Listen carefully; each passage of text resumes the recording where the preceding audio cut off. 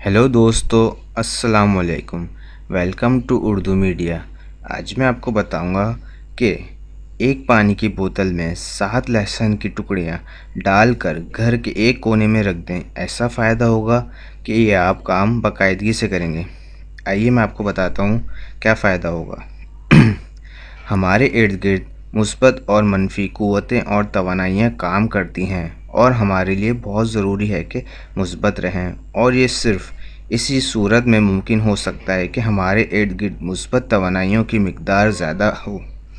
आइए आपको लहसुन और तेज़पात, जिसे बे लीव्स भी कहते हैं, के ज़रिए अपने गिर्द मुस्बत तवानाइयों को बढ़ाने का तरीका बताते हैं।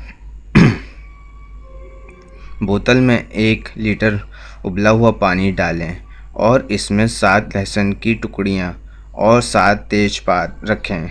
अब इस बोतल को घर के किसी कोने में छुपा दें। इसकी वजह से आपका घर बुरी तवानाइयों से महफूज रहेगा और घर में मुस्बत तवानाइयाँ आएंगी।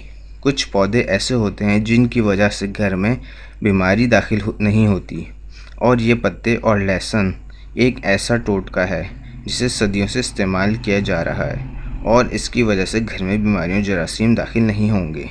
हमारी वीडियो देखने का शुक्रिया। हमारा चैनल सब्सक्राइब करना ना भूलें। अल्लाह हाफ़िज़।